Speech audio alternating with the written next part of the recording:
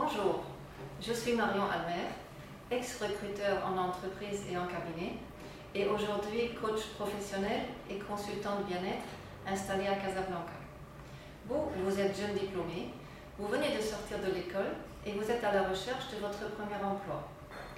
Durant ma carrière, j'ai vu passer des milliers de candidatures et j'ai passé des centaines d'entretiens avec des jeunes candidats comme vous.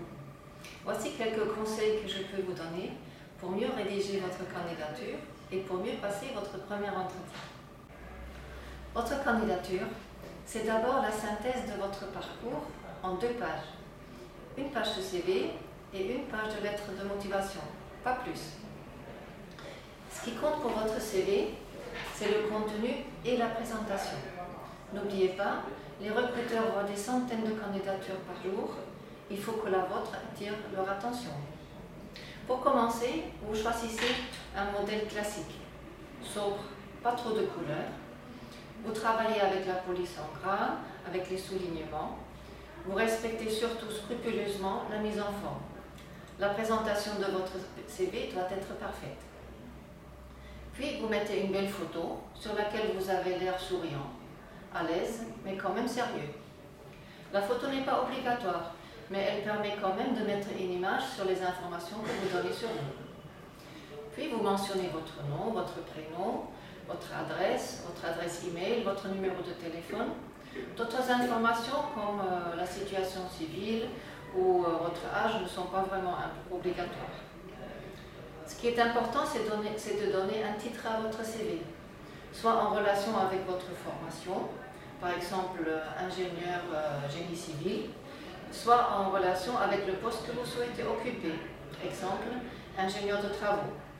Et comme vous êtes jeune diplômé, vous ajoutez systématiquement débutant. Pour chaque langue que vous indiquez, vous devez indiquer votre niveau de maîtrise. Est-ce que vous avez des notions? Est-ce que vous parlez couramment? Est-ce que vous avez une bonne maîtrise? Ceci est très important, parce que les recruteurs peuvent vous demander de faire l'épreuve, de parler un peu en anglais, de parler un peu en allemand. Vous précisez aussi à la fin de votre CV vos goûts et vos loisirs. Mais là, ne restez pas dans le bac, soyez précis. Ne mentionnez pas seulement la lecture ou le cinéma, indiquez vos films préférés, vos acteurs préférés, quels sont les auteurs que vous aimez, quels sont les sujets qui vous passionnent. Cette rubrique est un bon moyen de vous faire remarquer. Et surtout, faites preuve de honnêteté. N'exagérez pas, n'indiquez pas des choses que vous n'avez pas eues ou que vous n'avez pas fait, parce que les recruteurs aujourd'hui, ils ont l'habitude de vérifier.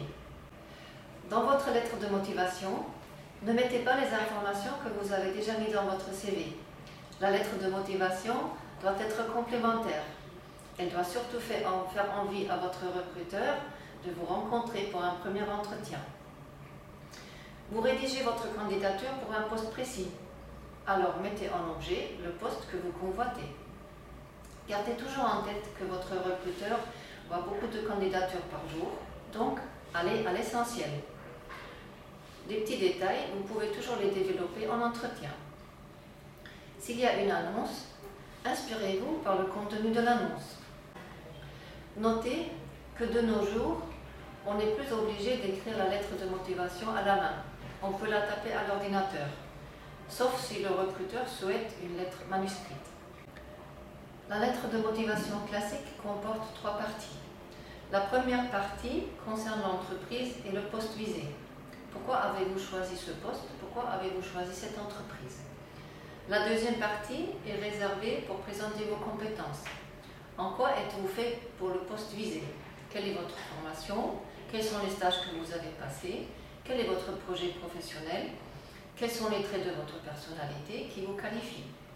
La troisième partie doit montrer l'adéquation entre le poste et votre profil et sur ce que vous pourrez apporter à l'entreprise.